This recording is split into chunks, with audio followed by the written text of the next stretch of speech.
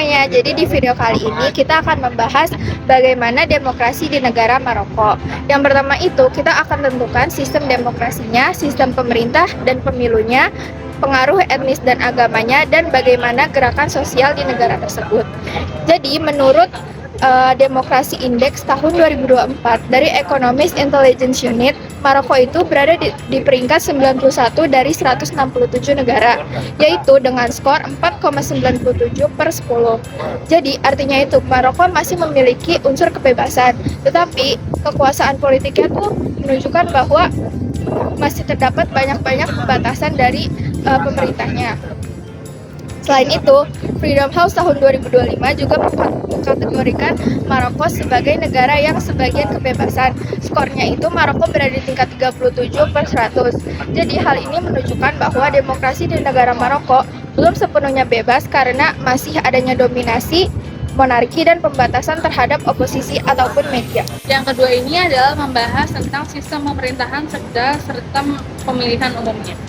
Maroko ini menganut sistem monarki hibrida yang dimana parlemen dan perdana menterinya itu menjalankan pemerintahannya. Tetapi Raja Muhammad ke-6 ini tetap memegang kendali penuh atas kebijakan strategis negara.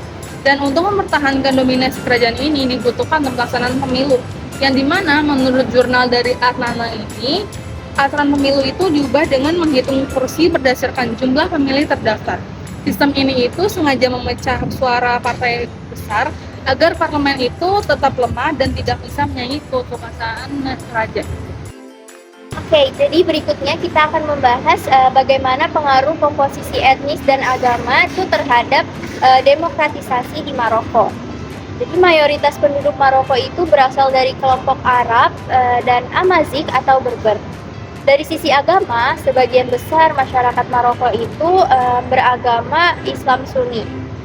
Komposisi agama yang relatif homogen membuat Maroko lebih stabil dibanding beberapa negara Timur Tengah yang lain yang mengalami konflik sekretariat. Stabilitas ini membuat proses demokratisasi berjalan secara bertahap dan tidak melalui revolusi besar. Namun, posisi raja juga sangat kuat karena memiliki legitimasi agama sebagai Amir al-Mu'minin atau pemimpin umat beriman. Hal ini tuh membuat monarki memiliki pengaruh besar dalam konflik politik dan keagamaan masyarakat. Selain faktor etnis dan agama, gerakan sosial itu juga berpengaruh besar terhadap demokratisasi di Maroko. Salah satu yang paling penting itu adalah gerakan 20 Februari tahun 2011 yang terinspirasi dari Arab Spring. Dari berbagai data dan sumber nasional seperti Human Rights dan Freedom House, dapat disimpulkan bahwa demokratisasi di Maroko dari tahun ke tahun mengalami peningkatan, tetapi pastinya juga ada keterbatasan. Maroko berhasil mempertahankan stabilitas politiknya dan melakukan reformasi konstitusional setelah Arab Spring.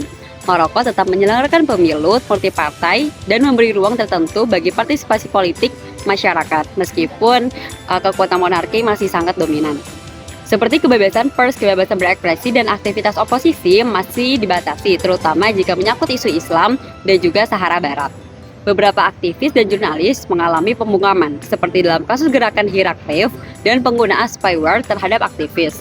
Karena itu, lembaga internasional menilai demokrasi di Maroko masih bersifat terbatas atau semi-demokrasi. Secara keseluruhan, demokratisasi di Maroko terdapat reformasi dan institusi demokrasi, tetapi monarki tetap menjadi pusat kekuasaan utama. Sekian analisis dari kelompok kami, sampai jumpa di video selanjutnya.